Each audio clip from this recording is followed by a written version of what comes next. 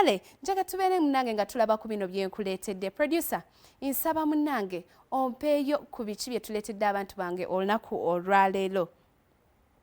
Okay, ogwo omuzannyo oba nze nguyite ntya? Nze nandigambye nti ddulu, naye ate bwe wano ndabawo obuntu sibutegeera. Ddulu yalinga bw'atyo.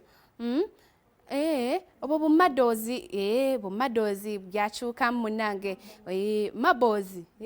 Kale kanjige kansome mukkirize nange nsome olunaku olwaleero. Bumaboozi omuzannyo gwakyukamu ate ng'ogwo omuzannyo gwa ddulu abakyaguzannya mbatumiddeko bannange. Tegukyalimu ssente, gwaggwamu ssente. Bw'oba ogusubiramu ssente, no. Tugende ku kirala. Okay, egyo n'emizannyo era gye gimu ndowooza kati nno awo twabuukanga ogwo omuzannyo nga baguyita batya ye bannange.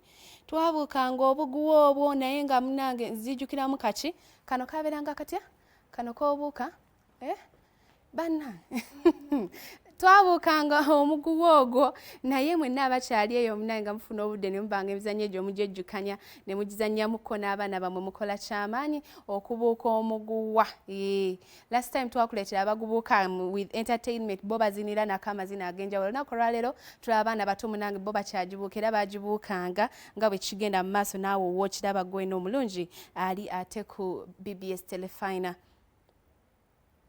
Nja okubeera nga nkutegeeza nti nno munnange ate Mikolo magazine yo ekutegedde mbadde ngenze mu Mikolo magazine bakuleetedde weewandi